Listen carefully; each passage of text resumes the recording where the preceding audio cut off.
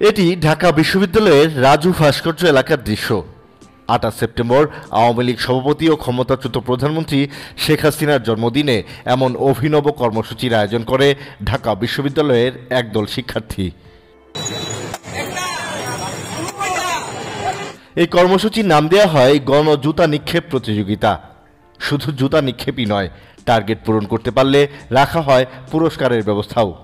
পরপর 5 বার শেখ হাসিনার ছবিতে জুতা নিক্ষেপ করে লাগাতে পারলে দেয়া হয় একটি করে মোজো কোল্ড ড্রিঙ্কস পুরস্কার। এই কর্মসূচিতে স্বতঃস্ফূর্তভাবে যোগ দেয় উৎসাহী জনতাও। শিক্ষার্থীরা বলেন, স্বৈরাচারী হাসিনা দেশের মানুষের উপর যে ধরনের নির্যাতন চালিয়েছে তার জন্মদিনে এটাই তার প্রাপ্য। আয়োজকরা বলেন, বাংলাদেশে যেন আর কোনো স্বৈরাচার ও ফ্যাসিবাদী শাসক জন্ম না নেয় সেই সতর্কবার্তা দিতেই তাদের এই পদক্ষেপ। প্রতিহিংসা নয়, মূলত এই কর্মসূচির মাধ্যমে ফ্যাসিবাদ বিরোধী সচেতনতা তৈরি করাই তাদের মূল লক্ষ্য। যাতে করে আর কোনো ফ্যাসিস্টের জন্ম না হয় বাংলার মাটিতে।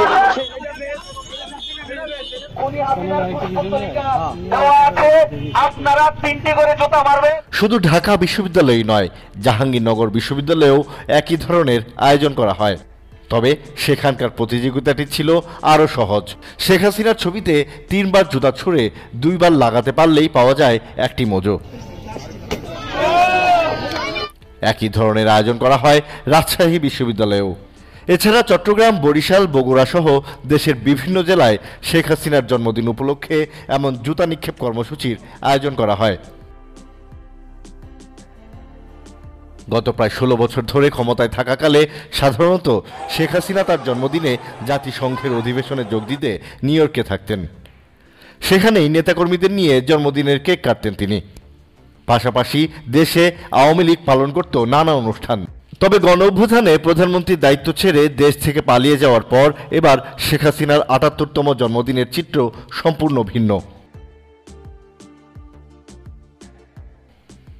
রাজধানী বা দেশের অন্যান্য কোনো জায়গায় আওয়ামী লীগের তেমন কোনো আয়োজন চোখে পড়েনি।